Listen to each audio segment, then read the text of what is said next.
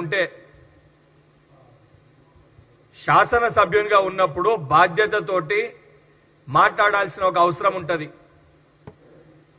నీ నియోజకవర్గ ప్రజలు ఎవరైతే హుజరాబాద్ నియోజకవర్గ ప్రజలు ఎవరైతే నీకు ఓటేసిర్రో ఈ రోజు వాళ్ళు కూడా మా శాసన సభ్యుడు ఇసొంటోడు ఎందుకు వీని ఓట్లేసి గెలిపించమని చెప్పి అసహించుకునే ఒక దుస్థితి ఈ రోజు నీ మాటల వల్ల ప్రజలు అనుకుంటున్నారు। నీకు నిజంగా సిగ్గుశరం ఉంటే నువ్వు మాట్లాడిన మాటలు నువ్వు గతంలో డ్రైవర్ లెక్క కేటీఆర్ కి డ్రైవర్ లెక్కుండి నువ్వు ఎమ్మెల్సీగా ఉన్నప్పుడు కేటీఆర్ బీఆర్ఎస్ పార్టీ నాయకులు చేసిన పనులన్నీ కూడా అందరూ కూడా అదే రకంగా పనిచేస్తారనే విధంగా నువ్వు మాట్లాడుతున్నావు। ఈరోజు నువ్వు మాట్లాడిన ప్రతి మాట మీ లీడర్ ఎవరైతున్నాడో కల్వకుంట్ల తారక రామారావు ఆయన చేసిండు అని స్వయాన నువ్వే సాక్షివి। ఎందుకంటే ఇటువంటి ఒక వ్యవహారాలు ఆయన చేసినప్పుడు ఈ ఫోన్ ట్యాపింగ్ చేసి అనేక మందిని ఇబ్బందులు పెట్టినప్పుడు అనేక మంది ఇబ్బంది పడ్డప్పుడు బహుశా ఈ వ్యవహారాలన్నిటికీ కూడా ఆ రోజు ఆయనని తీసుకెళ్లిన ఆ డ్రైవర్వి నువ్వే। ఈరోజు ఆయన చేసిన పనులన్నీ కూడా ఇతరులు కూడా చేస్తారు, అందరు కూడా అదే రకమైన ఒక వ్యవహారం ఉంటది అన్నట్టు నువ్వు మాట్లాడుతున్నట్టు చాలా స్పష్టంగా కనబడుతుంది। దానితో పాటు ఈరోజు బీఆర్ఎస్ పార్టీలో ఎక్కడ ఈటల రాజేందర్ చేరతాడు, ఈటల రాజేందర్ చేరితే మళ్ళీ హుజరాబాద్ టికెట్ ఎక్కడ అడుగుతాడు, మళ్ళీ ఈటల రాజేందర్ హుజరాబాద్ టికెట్ అడిగితే నీ ఖేల్ ఖతమవుతుంది, నీ పని ఖతమవుతుంది అని చెప్పి ఆ కుటుంబ సభ్యుల దగ్గర పేరు తెచ్చుకోనికి తప్ప నిజంగా ప్రజల కోసం ఉపయోగపడే విషయాలపైన ఏ రోజన్నా నువ్వు మాట్లాడినవారా?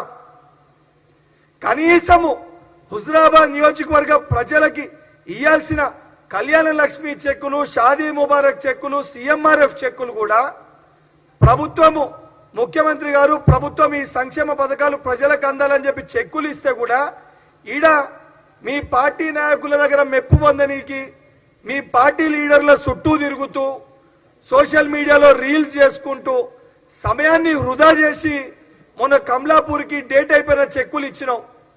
ఆ చెక్కులన్నీ కూడా డేట్ అయిపోయిందని చెప్పి అక్కడ ప్రజలు లబ్ధిదారులు నీ పైన ప్రెస్ మీట్ పెట్టారు। అరే నీ కనీసం సిగ్గు అనిపిస్తలేదా?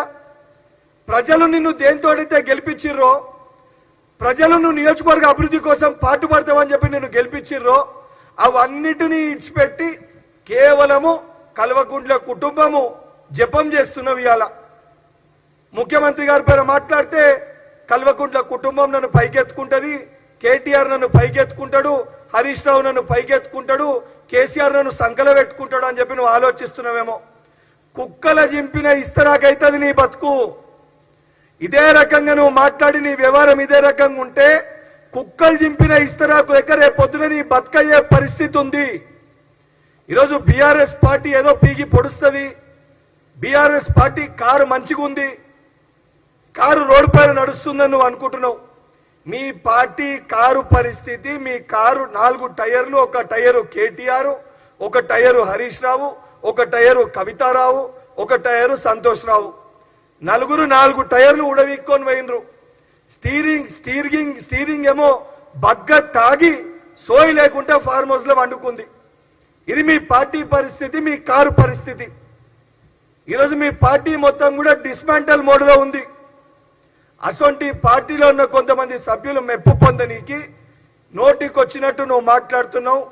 నువ్వు మాట్లాడిన మాటలు నువ్వు ఏదైతే పదే పదే నువ్వు మాట్లాడుతున్నావో నువ్వు ఈ మాట్లాడిన విషయాలన్నిటికీ కూడా రేపు పొద్దున మీ హయాంలో మీ బాసు, మీ చిన్న బాసు ఏం వ్యవహారాలు చేసిండు, ఎక్కడున్నారు, ఎక్కడ పోయినరు, అవన్నీ చాలా బాగా నీకే తెలుసు। ఈ వ్యవహారాల్లో పాల్పడ్డప్పుడు ఏమేమి ఇష్యూస్ అయినాయి నీకే తెలుసు। 2-3 ఫంక్షన్లు అర్ధరాత్రి పూట మీ చిన్న బాసుని తీసుకుపోయింది నువ్వో కాదో నీకు గుర్తు ఉండాలి। ఇవన్నీ కూడా బయటికి తీసుకొని వచ్చి బయటకి రావాలని ఒక ఉద్దేశంతో ఉద్దేశపూర్వకంగా ముఖ్యమంత్రి గారి పైన మాట్లాడితే గుడ్డలు ఊడదీసి నేను కొట్టే పరిస్థితి వస్తుంది బిడ్డ। నిజంగా నీకు చిత్తశుద్ధి ఉంటే బాధ్యతనే ఉంటే నువ్వు పెట్టిన ఏ ప్రెస్ మీట్లోనన్నా నిన్ను గెలిపించిన హుజరాబాద్ నియోజకవర్గ ప్రజల సమస్యల పైన మాట్లాడిన వారా నువ్వు? ఏ రోజన్నా అక్కడ ఇష్యూస్ పైన మాట్లాడిన వారా నువ్వు? అక్కడ ప్రజలు ఇబ్బంది పడుతున్న విషయాలపైన మాట్లాడిన వారా నువ్వు? నియోజకవర్గాన్ని ఏమో అట్టగేసినావు, ప్రజల్ని ఏమో పట్టించుకుంటలేవు, మొత్తం కూడా ఈ కుటుంబాన్ని జోకే ఒక పని పెట్టుకున్నావు. మళ్ళా చెప్తున్నా, ఆ కుటుంబాన్ని జోకినా లేదా ఆ కుటుంబాన్ని జోకకపోతే రేపు పొద్దున ఈటల రాజేందర్ బీఆర్ఎస్ పార్టీలో వస్తే నీ ఖేల్ ఖతమవుతుందని చెప్పి నోటికి వచ్చినట్టు నీ యొక్క అస్తిత్వాన్ని కాపాడుకోనీకి ఇష్టం వచ్చినట్టు నువ్వు ఆరోపణలు చేస్తున్నావు. సమయం ఆసన్నమైంది. బీఆర్ఎస్ పార్టీ కార్యకర్తలకు కూడా నేను విజ్ఞప్తి చేస్తున్నా, ఈ పిచ్చి కుక్కని తక్షణమే తీసుకుపోయి ఎర్రగడ్డలు మీరు అడ్మిట్ చేయకపోతే, ఈ పిచ్చి కుక్కని మీరు ఎర్రగడ్డలు అడ్మిట్ చేయకపోతే రేపు పొద్దున ఈ పిచ్చి కుక్క మిమ్మల్నే కరుస్తుంది. ఈ పిచ్చి కుక్క మిమ్మల్ని కరిసే పరిస్థితి కూడా తొందరలోనే వస్తుంది. వీడు రేపు పొద్దున మీ దగ్గర కూడా ఉండే పరిస్థితి ఉండదు. వీడొక దొంగ. వీడు గతంలో కూడా కాంగ్రెస్ పార్టీలో ఉండి కాంగ్రెస్ పార్టీ నాయకులు వీనికి భిక్ష పెడితే ఇక్కడ విషయాల్ని బీఆర్ఎస్ పార్టీ నాయకులకి చెప్పి ఏదైతే రాజకీయంగా దాన్ని వాడుకొని బీఆర్ఎస్ పార్టీ లబ్ధి చేకూర్చిందని చెప్పి దానికి ఏదైతే రివార్డ్ గా వీనికి ఎమ్మెల్సీ పదవి ఇచ్చి తర్వాత ఎమ్మెల్యే టికెట్ ఇచ్చారు. ఇది వీరి చరిత్ర. ఈరోజు అదే వ్యవహారము బీఆర్ఎస్ పార్టీలో ఉండి కూడా బీజేపీ పార్టీకి విషయాలు పంపే పరిస్థితి ఉంటది. రేపు పొద్దున నిజంగా పరిస్థితులు ఉండి ఈటల రాజేందర్ గారు బీఆర్ఎస్ పార్టీలో చేరితే వీడు పోయి బీజేపీ పార్టీలో చేరుతాడు. ఎందుకంటే ఈ దొంగని మా పార్టీలో తీసుకునే పరిస్థితి ఉండదు.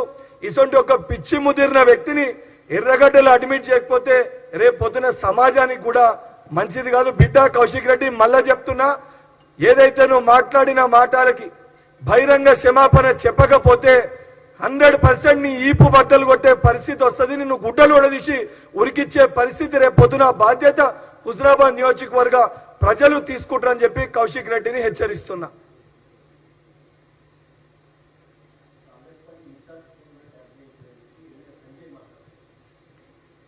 ఇప్పుడు వాళ్ళందరూ కూడా మాట్లాడేది ఎమ్మెల్యే సంజయ్ గాని కౌశిక్ రెడ్డి గాని వీళ్ళందరూ గతంలో కేటీఆర్ కి సన్నిహితులుగా ఉన్నోళ్ళు. ఇంకా దగ్గరగా చెప్పాలంటే కేటీఆర్ బయటికి వెళ్ళేది ఉంటే వీళ్ళంతా డ్రైవర్ల లెక్క పనిచేసి కేటీఆర్ ని బయటికి తీసుకుపోయిన పరిస్థితులు ఉన్నాయి. కేటీఆర్ చేసిన వ్యవహారాలు, కేటీఆర్ చేసిన పిచ్చి పిచ్చి పనులు, కేటీఆర్ ఏ వ్యవహారాలు అయితే పాల్పడ్డాడో బహుశా అందరూ కూడా అదే రకంగా పనిచేస్తారని చెప్పి వాళ్ళు భావిస్తున్నట్టు ఇలా వాళ్ళు మాట్లాడిన మాటలతోటి కనబడుతుంది. నిజంగా చిత్తశుద్ధి ఉంటే ఈ ఫోన్ ట్యాపింగ్ వ్యవహారంలో కేటీఆర్ దగ్గర పోయి వాళ్ళ ఎమ్మెల్యేలు అందరూ కలిసి అసలు ఫోన్ ట్యాపింగ్ వ్యవహారంలో కేటీఆర్ పాల్పడలేదు, ఏ హీరోయిన్ది కానీ ఏ జ్యుడిషియల్ పర్సన్ది కానీ ఏ పొలిటీషియన్ది కానీ ఏ రకమైన ఫోన్ ట్యాపింగ్ వ్యవహారంలో కేటీఆర్ వినలేదు, విని దాన్ని వాడుకోలేదు, వాడుకొని రాజకీయ అదేవిధంగా సొంత ప్రయోజనాల లబ్ధి కోసం దాన్ని ఉపయోగించుకోలేదని చెప్పి లై డిటెక్టర్ టెస్ట్కి కేటీఆర్ని రమ్మని చెప్పుని, లేదా కేటీఆర్ ఇటువంటి వ్యవహారాలకి పాల్పడ్డట్టు మాకు కూడా తెలియదు అని చెప్పి వీళ్ళిద్దరిని రమ్మని చెప్పారు లై డిటెక్టర్ టెస్ట్కి. అటువంటి వ్యవహారాలు పాల్పడ్డప్పుడు వీళ్ళ దృష్టికి రాలేదు, పాల్పడ్డారని చెప్పి వీళ్ళు కూడా ఎక్కడ ఇంతకుముందు వాళ్ళ ఇంటర్నల్ మీటింగ్స్ లో మాట్లాడుకోలేదు, లేదా వీళ్ళ ఫోన్లు మా ఫోన్లు కూడా ట్యాప్ అవుతున్నాయని వాళ్ళు ప్రభుత్వంలో ఉన్నప్పుడు ఇదే కౌశిక్ రెడ్డి ఎమ్మెల్సీగా ఉన్నప్పుడు నా ఫోన్ కూడా ట్యాప్ అవుతుందని చెప్పి వాడు బయట ఎక్కడ మాట్లాడలేదని చెప్పి వాడినన్నా లై డిటెక్టర్ టెస్ట్కి రమ్మన్నారు.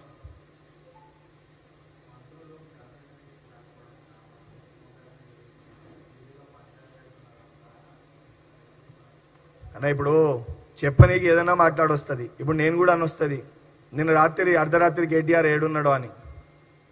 ఇప్పుడు ఆరోపణలు చేయాలనుకుంటే ఆధారాలు లేకుంటే ఏదన్నా ఆరోపించవచ్చు, కానీ బాధ్యత గల మనం ఒక పదవిలో ఉన్నప్పుడు ఏదన్నా కూడా ఎవిడెన్సెస్ ఉంటే ఆరోపణలు చేయాలి.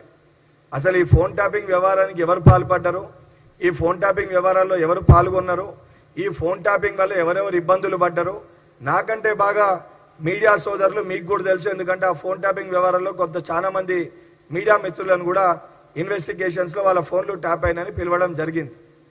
అది అక్షరాల నిజం అది.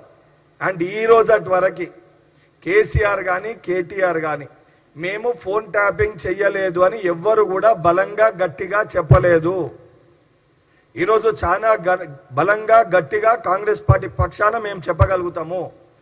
ఈ ఫోన్ ట్యాపింగ్ వ్యవహారం అనేది గత ప్రభుత్వము వాళ్ళ స్వార్థ రాజకీయ ప్రయోజనాల వ్యక్తిగత ప్రయోజనాల కోసము దాన్ని వినియోగించుకున్న విషయం పైనే ఈరోజు ఇన్వెస్టిగేషన్ నడుస్తుంది.